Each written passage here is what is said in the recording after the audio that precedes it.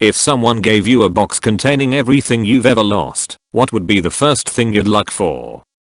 My Furby that I lost after my mom and I left the motel we stayed the night at. It wouldn't shut up, so I put it in the dresser drawer. We drove back after I realized, but it was gone. I saved money for months to buy it myself and it haunts me to this day. My diamond necklace my husband gave me for my 29th birthday. It disappeared from my jewelry box, and to this day I have no idea what happened. By the time I noticed it was missing I had no idea how long it had been missing. Where did it go? Did my drug addict brother steal it and pawn it on one his visits? Did the one of the maintenance people take it during the bathroom rebuild? Did my son get into my jewelry case more than that once when he dropped it in front of me? It still bugs me to this day. I loved that necklace and wore it so few times before it disappeared.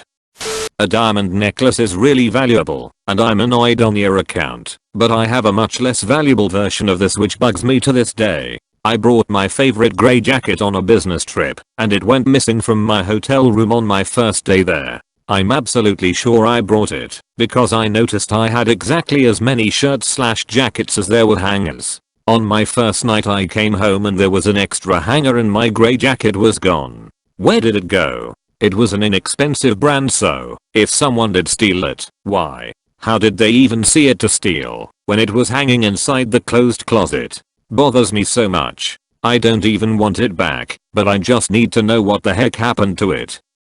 When I was little we used to go to this playground near my house almost every day. We would bring our Matchbox car sets and drive them around all the jungle gym stuff, race them down the slide etc. My favorite was the police car. When my family decided that we were to move my brother and I thought it would be a cool idea to write letters to ourselves and bury them near this oak tree with a car each. It's been almost 20 years and we never went back to see if they were still there. One day hopefully we'll go back and try to dig them up.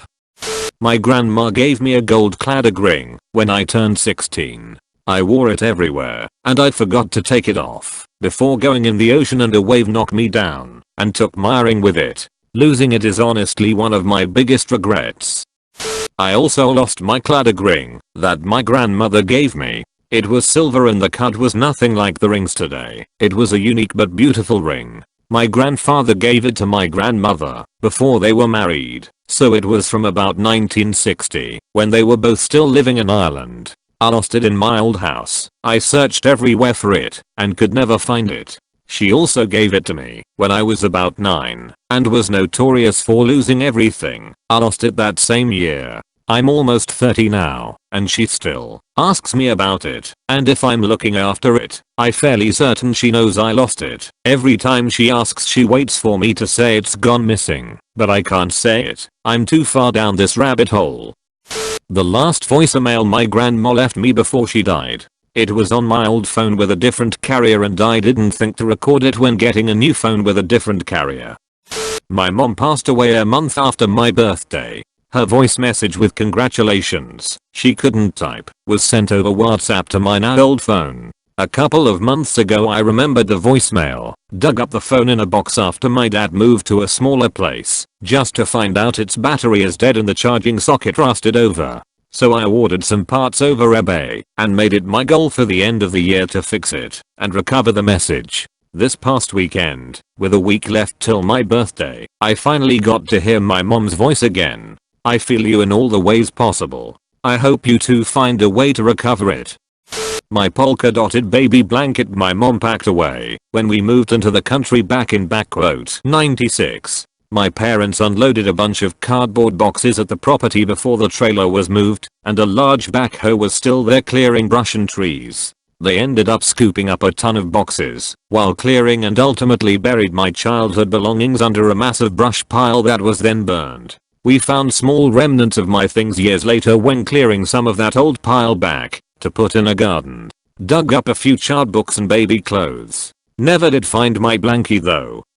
A cheap $10 pocket knife I bought from Cabela's out of one of their promotional side stacks. Not a brand they usually sold, so I never say it again. Figured it was a good beat it up knife I could dispose of in a few minimum though with no tears. However, this thing was razor sharp and could take a beating. Loved that knife. Then one day I got home. Later my keys on my desk, then wallet and no knife. I'm still devastated over the loss of that knife, and it has been 10 years. Still holding out hope I will find it in some odd place on the house. A stuffed, jointed sculpture of a dragon that I sewed in high school. It was so detailed and took forever to make, and it had a crest made of my own hair, and dumbass me put it on top of my luggage on the train so it wouldn't get smooshed inside, and it probably slipped down behind the racks and I forgot to look for it until I was off the train, so it's gone. No luck with lost and found. I hope someone, somewhere is appreciating it, and it isn't just sitting in some box or drawer or landfill somewhere. A Tissot watch that my dad bought me for my 21st birthday. One of my worst fears was losing it, and it finally happened a few years ago in JFK Airport. I didn't realize it was gone until I was up in the air. I had it for 10 years. The cabin crew were brilliant and even asked the captain to message the ground crew to look for it back at the airport, but no luck. Still cuts me to this day when I think about it, but I mean to buy a replacement this year.